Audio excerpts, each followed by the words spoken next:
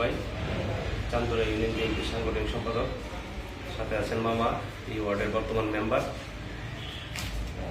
আছেন আমাদের এই ব্যাংকের ম্যানেজার সাহেব,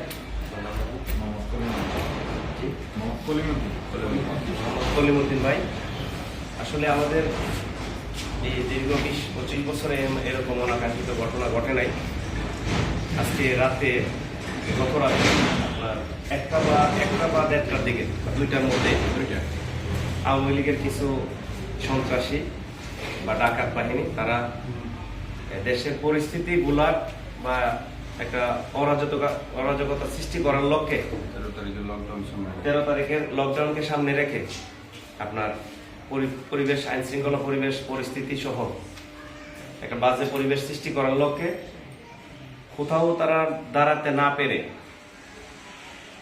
জনশূন্যতা হারিয়ে আপনার গ্রামীণ ব্যাংকের ভিতরে ঢুকে, যেহেতু তারা পর্যবেক্ষণ করছে যে এখানে সিসি ফুটেজ নাই বা সিসি ক্যামেরা নাই, সেই সুবাদে তারা আপনার এই যে এইদিকে গ্রামীণ ব্যাংকের গ্লাস ভেঙে আপনার গ্লাসের ভিতর থেকে পেট্রোল ঢেলে ভিতরে, একদম ভিতরে আপনার আগুন দিয়েছে।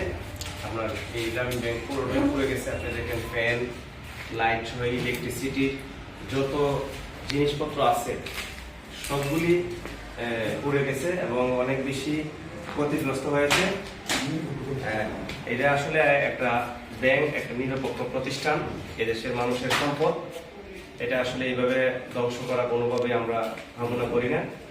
তবে এই যারা এইরকম অগ্নিকাণ্ড ঘটাইছে, আপনার আওয়ামী লীগের রাজনীতির সাথে তারা জড়িত, তাদের নাম সিলেক্ট করে বা যারা জড়িত আইনি প্রক্রিয়া অবলম্বন করে তাদেরকে কঠোর আইনের আওতায় আনতে হবে এবং তাদেরকে শাস্তিমূলক ব্যবস্থা গ্রহণ করার দাবি জানাচ্ছি। এই বিজয়নগর উপজেলার পক্ষ থেকে প্রশাসনিকভাবে সর্বোচ্চ আইনি প্রক্রিয়া চলমান রেখে তাদেরকে আইনের আওতায় আনতেই হবে।